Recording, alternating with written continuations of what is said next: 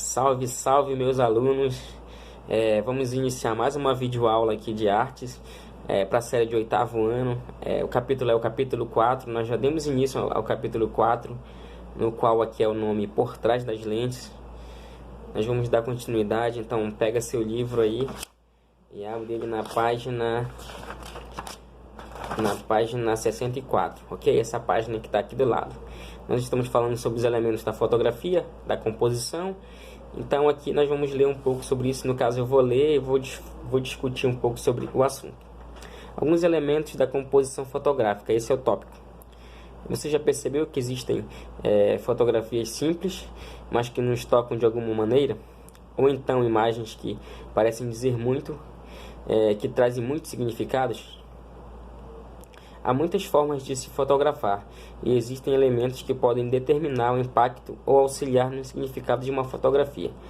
Conheça alguns desses a seguir. Bem, a fotografia é bem complexa ou bem simples, mas aí o que vai impactar muito a gente é a maneira com que a pessoa ela tira uma fotografia e ela é a disposição com que ela faz essa fotografia, os elementos que ela utiliza.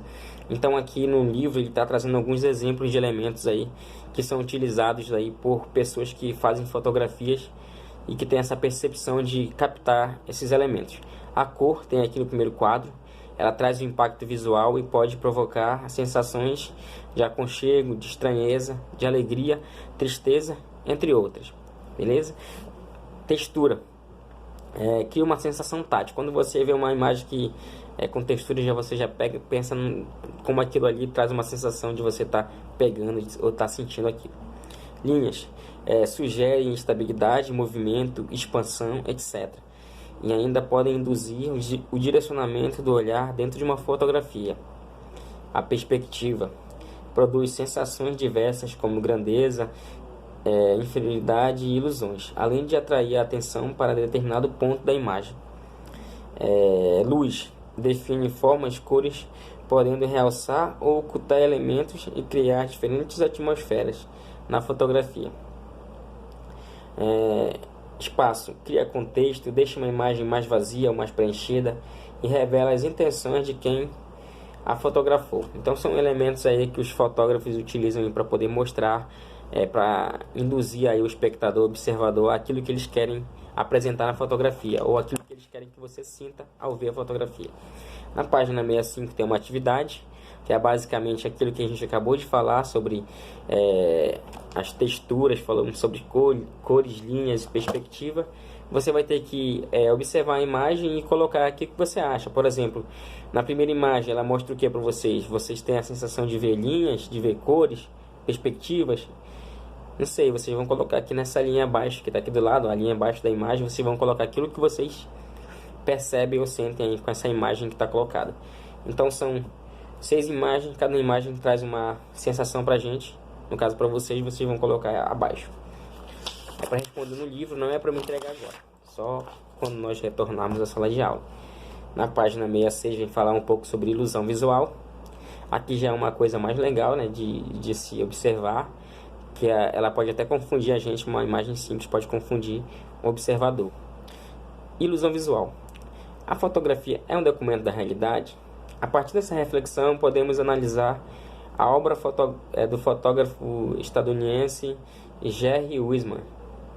Há mais de 60 anos ele produz fotomontagens que brincam com o real e o ilusório. Observe uma dessas obras, essa imagem que está aqui no livro de vocês, que na verdade ela está nas duas páginas. Vou abrir meu livro aqui, mas que vai estar aqui para vocês aqui ao lado. Ela traz essas sensações assim, que você não sabe o que é real e o que é ilusão. E deixa até um pouco a sua cabeça um pouco confusa. Então são elementos que eles utilizam aí para ter essa percepção da gente, essa confusão visual. As obras produzidas por Wiesman são todas feitas com câmeras analógicas.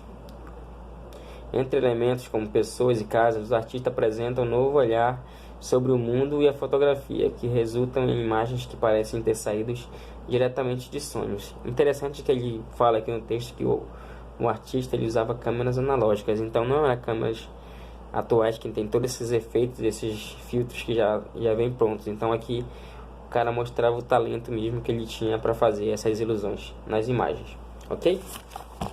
Na página 67, prosseguindo, vamos falar um pouco sobre o artista, né? A base do trabalho dele é um olhar que ele tem sobre as coisas. A partir da captura do que considera interessante ao seu redor, ele cria suas fotomontagens. Então são fotos que ele utiliza também montagem para fazer essas ilusões.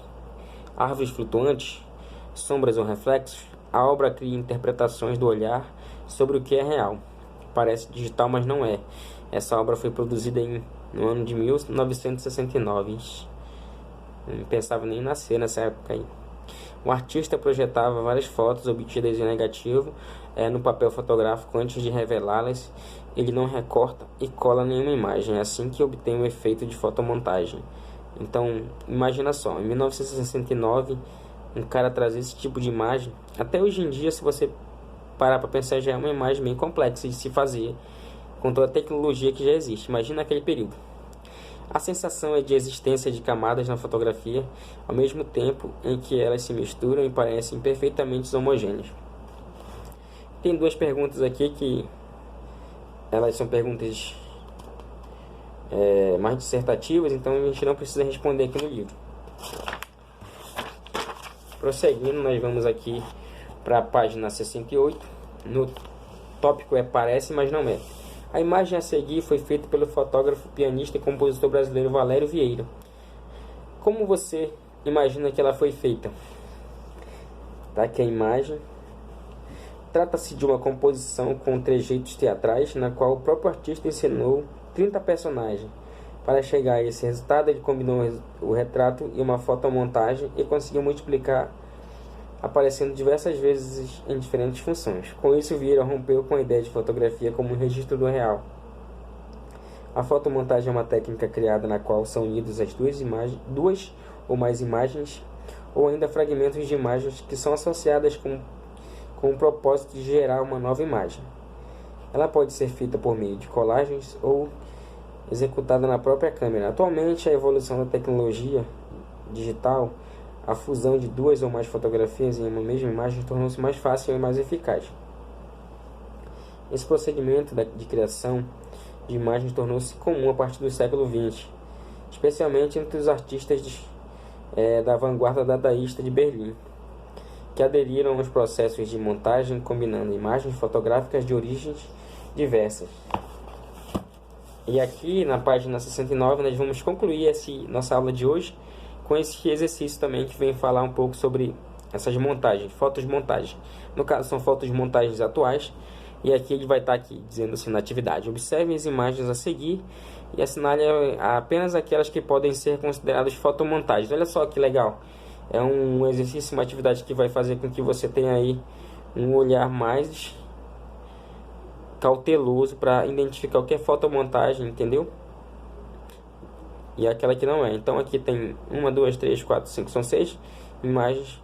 Fica aí para você fazer essa atividade. E nós vamos concluir a nossa aula de hoje por aqui. Falamos um pouco mais sobre fotografia.